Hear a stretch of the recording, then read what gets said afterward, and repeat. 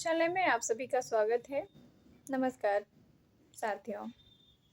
प्रस्तुत है हिंदी साहित्य का दूसरा इतिहास डॉक्टर बच्चन सिंह की पुस्तक से उपन्यास प्रयोग और प्रगति, जिसमें आगे जैसे अनेक उपन्यासकारों के विषय वस्तु के बारे में वाचन करूंगी। सन 1941 ईस्वी में अज्ञे का उपन्यास शेखर एक जीवनी प्रकाशित होता है और उसी वर्ष यशपाल का दादा कॉमरेड। क्या यह आकस्मिक है? यह उस परिवेश की देन है जो अन्य साहित्यिक विधाओं के लिए भी उत्तरदायी है। अभिप्राय यह है कि एक ही समय में प्रयोगशील और प्रगतिशील धाराएं कभी अलग अलग कभी मिली जुली दिखाई पड़ती हैं। विचारधाराओं का प्रवाह जितने स्पष्ट रूप से उपन्यासों में दिखाई पड़ता है, वह कविता में बहुत कुछ धुंधला रहता है। तार सप्तक 1943 ईस्वी में इनका मिला जुला रूप ही परिलक्षित होता है, पर उपन्यासों में गंगा यमुना की तरह दोनों धाराएं अलग अलग दिखाई देने लगती हैं। आगे कविता में प्रयोगशील नहीं थे, उपन्यासों में भी थे। आगे कविता में ही प्रयोगशील नहीं थे, उपन्यासों में भी थे। उनकी प्रयोग धर्मी प्रवृत्ति सबसे पहले उपन्यास में ही प्रकट हुई। जिस व्यक्ति स्वातंत्र्य की चर्चा आगे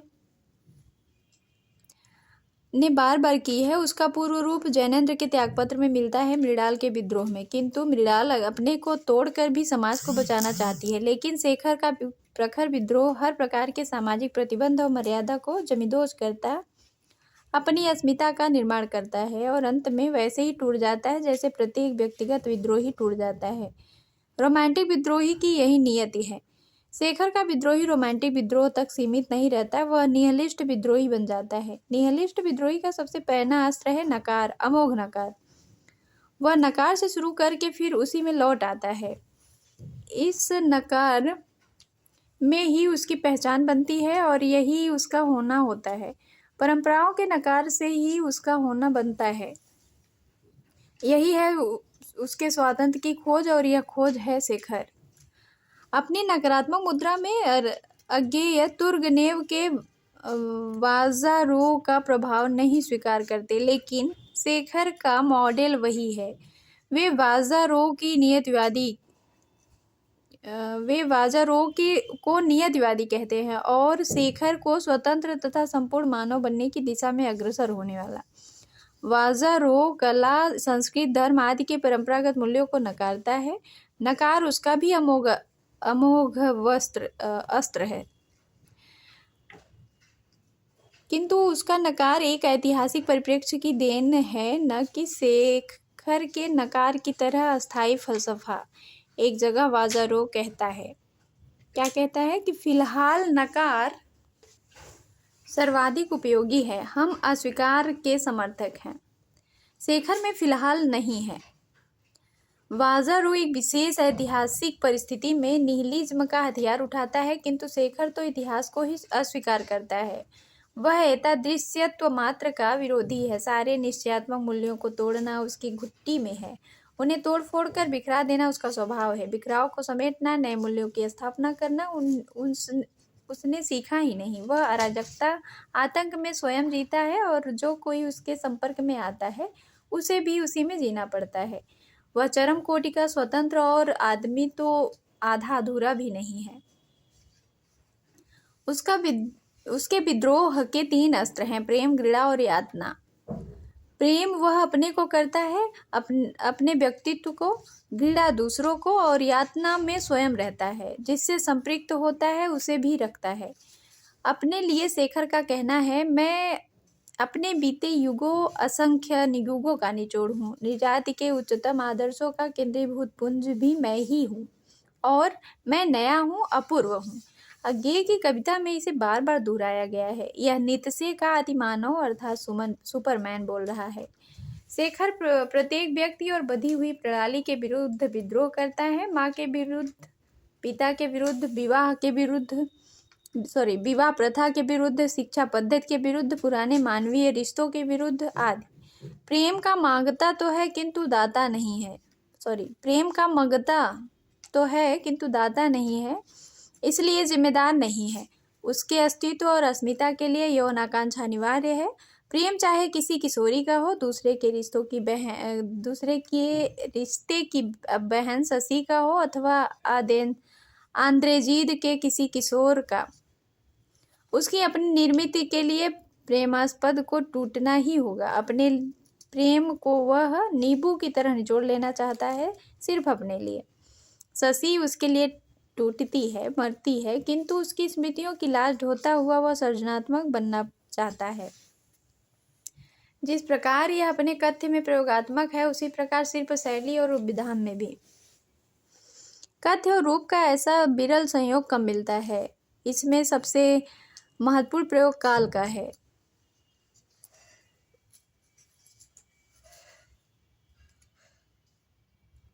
उपन्यास काल क्रमिक नहीं है, सारा काल सिमट कर एक बिंदु या क्षण में समाहित हो जाता है। काल क्रम के स्थान पर उसका विपर्य है, यह काल विपर्य ही उसका कालक्रम है। कहीं स्मृतियां हैं तो कहीं स्वप्नबिंब, किसी में कहीं अनुक्रम नहीं है। विचार भी बिखरे बिखरे हैं, पर इन्हें एक काल केंद्र में नियोजित करके स्मृतियों, घटनाओं आदि को एककालिक बना दिया गया है। अगला उपन्यास है नदी के द्वीप, 1951। प्रेमाख्यान नहीं है, कामाख्यान है, आधुनिक बौद्धिक और अद्वितीय। राग बोध की डोर में 3 ही व्यक्ति बंधे हैं, रेखा, भुवन और गौरा। रेखा का पति हेमंत उसे विलास वस्तु समझने वाला चंद्रमाधव हाशिए पर है। हेमंत उसे प्यार नहीं करता, उसे पुरुष के रूप में रेखा ने अनुभव ही नहीं किया। वह शैवाल ढके पोखर की तरह शांत और निश्चल है। भुवन उसके जीवन में तूफान की तरह आकर पोखर को आंदोलित कर देता है। उसी में अपनी रागात्मकता उड़ेल कर वह प्रतिफलित हो उठती है। प्रतिफलित होकर मुक्त। प्रतिफलन तन्मयता का सघनतम क्षण है। यह क्षण ही नदी का द्वीप है, क्योंकि इतिहास निरपेक्ष है। रेखा के चरित्र की ऊंचाई वहां दिखाई देती है जहां वह भुवन को मुक्त करती है। वह जानती है कि भुवन के मन में एक और मूर्ति बसी हुई है। भुवन एक अपराध बोध के तहत रेखा से विवाह का प्रस्ताव करता है, लेकिन रेखा उसे स्वीकार नहीं करती, औरों के पक्ष में अपने को हटा लेती है। इस तरह भुवन को मुक्त कर देती है। गे की कविता है, दुख सबको मांझता है और चाहे स्वयं सबको मुक्ति देना वह ना जाने, किंतु जिसको मांझता है उन्हें यह सीख देता है कि सबको मुक्त रखें। उसके मन में कहीं कोई ईर्ष्या नहीं होती है। ईर्ष्या का न होना प्रेम का उच्चतर सोपान है, लेकिन उसका प्रेम लगभग एक तरफा है, इसलिए प्रेम प्रेम न होकर राग रह जाता है। प्रश्न होता है कि यदि वह इतनी बौद्धिक और अपने प्रति आस्थावान है तो भ्रूण हत्या क्यों करती है?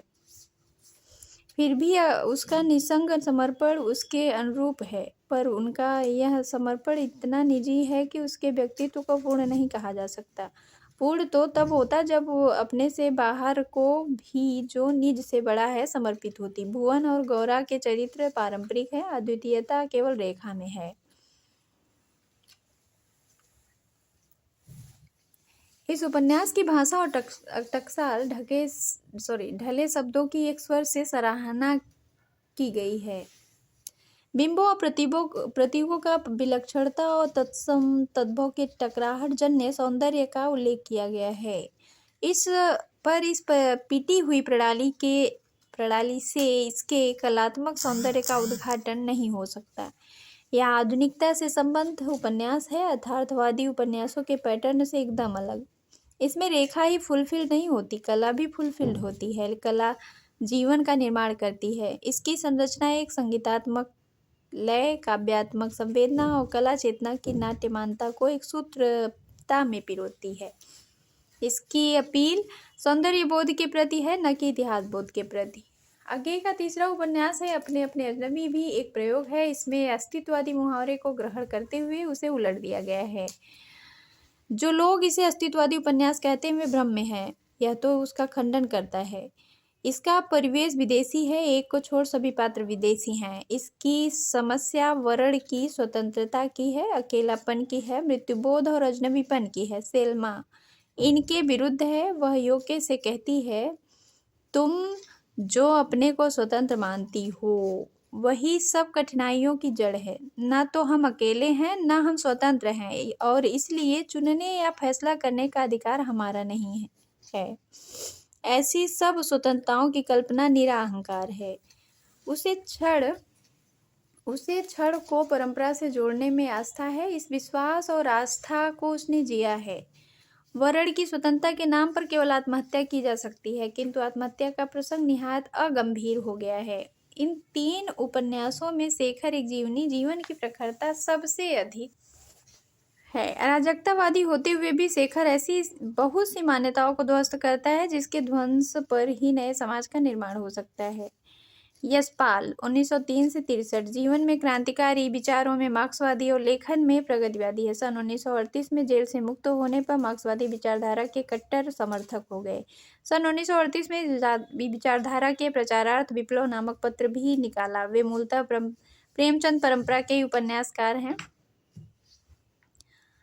प्रेमचंद की परंपरा का ही उसमें गुणात्मक परिवर्तन है। उसका पहला उपन्यास दादा कामरेड 1941 लेखक के अपने ही रूपांतरण का आख्यान है। दादा अलग है, कामरेड अलग।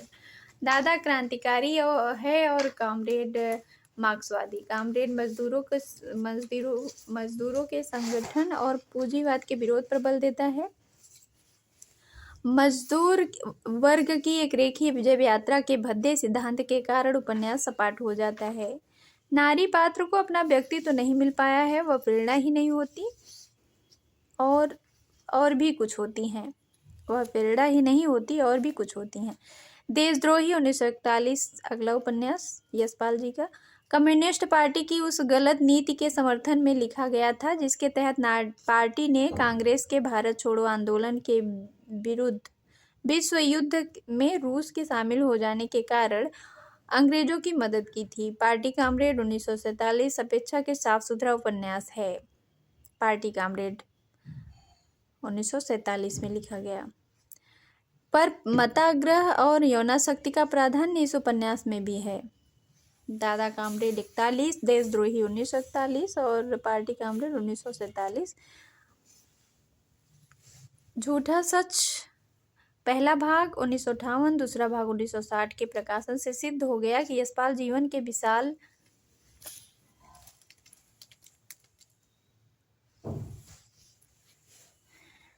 फलक पर औपन्यासिक रंग रेखा को उसके विविध आयामों में उतार सकते हैं। भारत विभाजन के समय धर्मोन्माद का जो प्रालेय तांडव हुआ उसकी मिसाल दुनिया के इतिहास में ही नहीं है। लूटपाट, हत्या, मारकाट, आगजनी, बलात्कार का एक अटूट सिलसिला चलता रहा।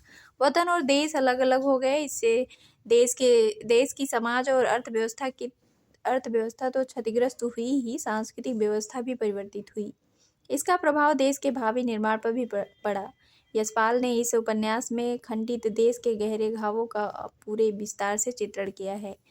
यह दूसरी बात है कि इसमें विस्तार तो है लेकिन गहराई नहीं है।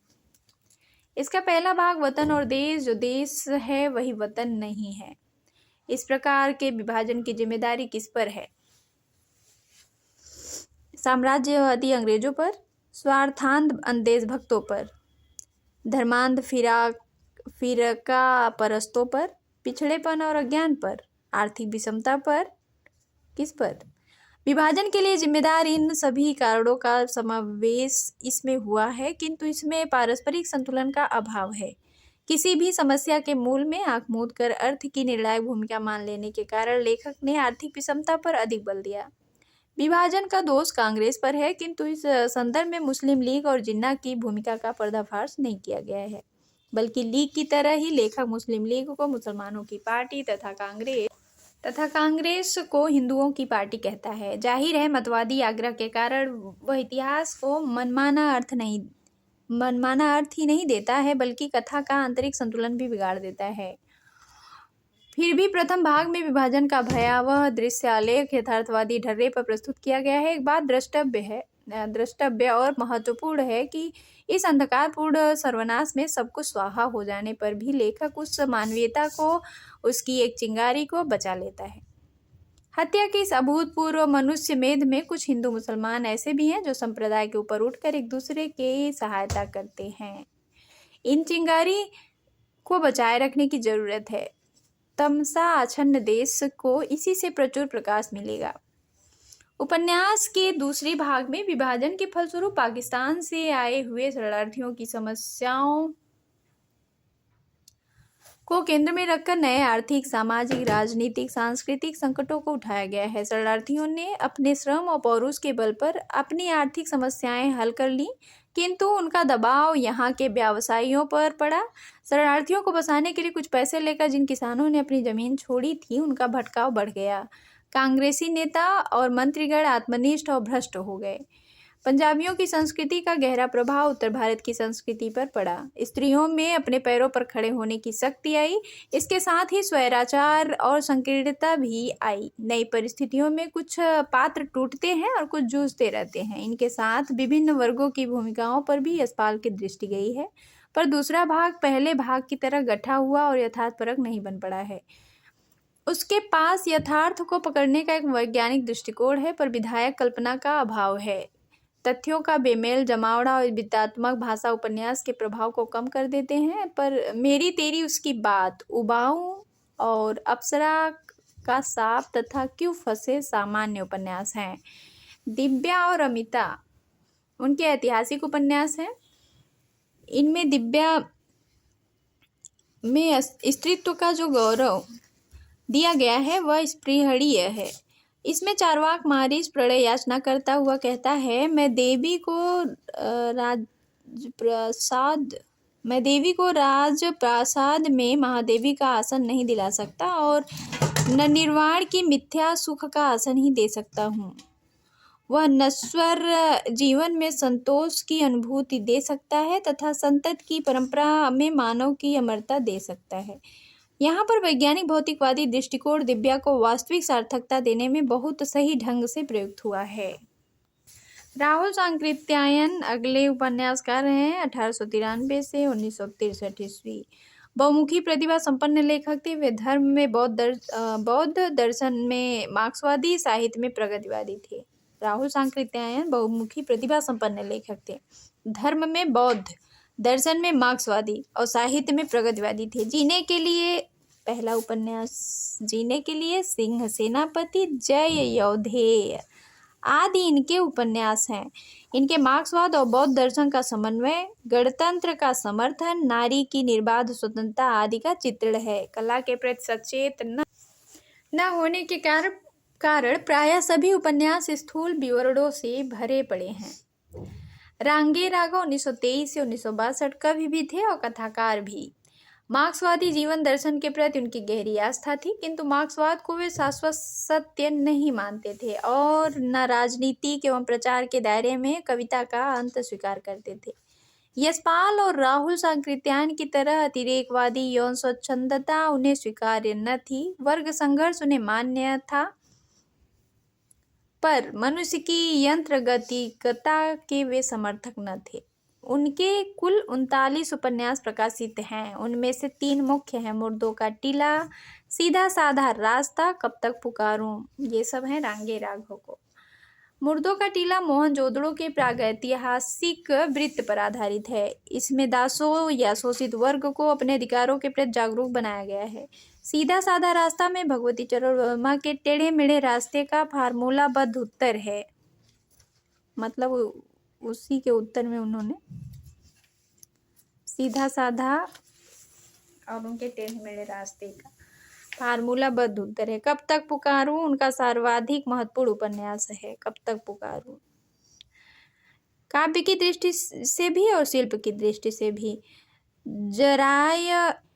जरायम पेशा वाले नटों के शोषण, ये उसकी विषय वस्तु है। नटों के शोषण,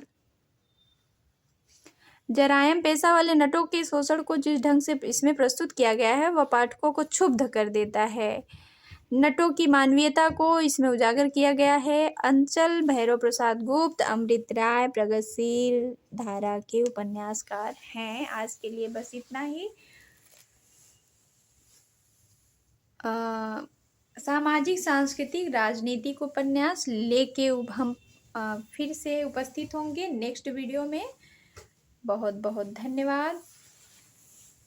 और इस ठंडे ठंडे मौसम का एंजॉयमेंट लेते हुए तैयारी करते रहिए और ऐसे ही किताबों को, खासकर आलोचनात्मक किताबों को और ऐतिहासिक, जिसमें ऐतिहासिकता है, विवेचनात्मक किताबों को सुनते रहिए। धन्यवाद।